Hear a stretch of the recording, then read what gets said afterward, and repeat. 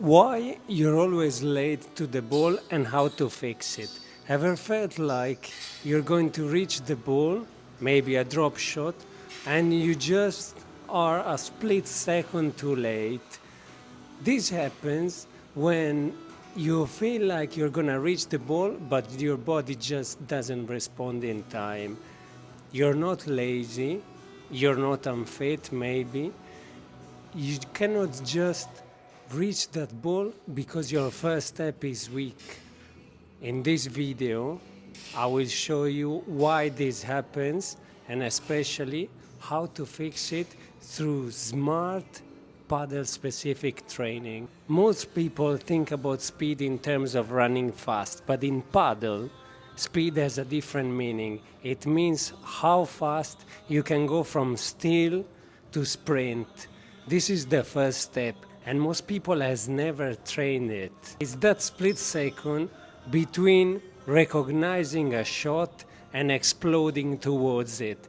That means winning a game or losing it. If your first step is slow or inefficient, it doesn't matter how good your technique is, you will always feel rushed, out of position, late.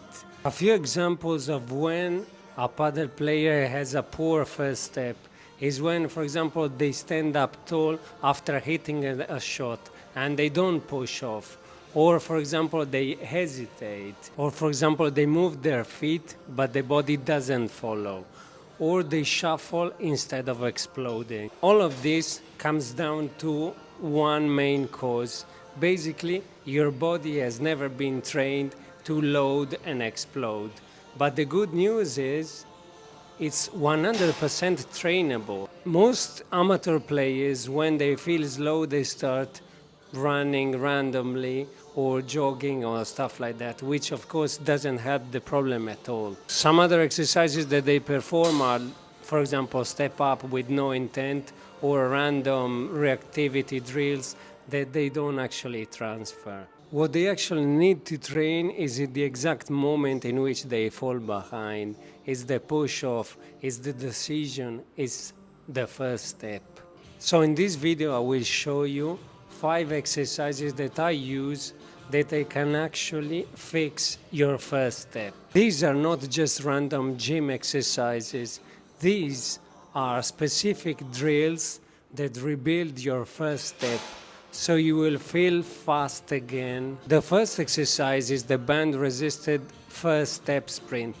This is an exercise that I use with different goals in different ways. For example, it can be more paddle specific, for example, performing movements that are similar to volleys, or just we try to train sometimes, especially in early preparation, only the first step, which means you just try to perform a first step, basically the first step of a sprint with a band around your waist. And this exercise is extremely powerful because it helps the hips and the glutes to fire together and to train the push-off properly. Some good tips to perform this exercise properly are to keep your posture low, to push the ground away, and especially be careful to not lift your heels too early. The second exercise, the low reactive split step plus sprint with visual cue. This exercise is extremely powerful and extremely specific because a lot of players react when the ball is coming, but instead they should react when the opponent is hitting the ball. In this drill, the player needs to recognize the cue and react instantly. So the main goal is to have no delay between the cue and the player exploding. And it's very important also to keep your posture low and to focus on the first 2 steps, so not on the full sprint. The third exercise that I often use is the lateral bound into sprint. This is a very powerful exercise because it teaches horizontal power and lateral deceleration, which are very important for the sport of paddle. This exercise mimics a lot of movements that we perform on the court, and it's especially important to build a very powerful first step. The fourth exercise that can rebuild your first step is the explosive step up with knee drive. We always need a unilateral exercise as well, because of course on the court we don't always push off on both legs at the same time. This type of step up teaches you how to load the hip properly and explode up through one leg. The main tips for this type of exercise is to drive the knee up and especially don't bounce off the back foot. The fifth exercise that I include in this list is the medicine ball scoop throw from a split stance position.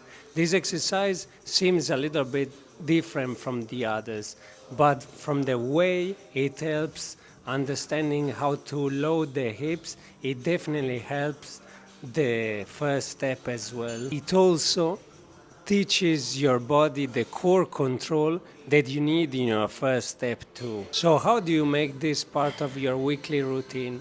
Every week you should aim to do 2 gym sessions, 2 agility-based court sessions, and 1 general power session. The good thing is that if your facilities allow you, you can do 2 sessions, for example, on the same day, so you will have more rest days during the week. If you're tired of feeling slow or frustrated that you're always chasing the ball, now you know why. The first step is everything in Padel, and you can train it through Padel-specific trainings. If you want a full program or you want to train one-on-one with me, you can send me a direct message on WhatsApp. My number is in the description.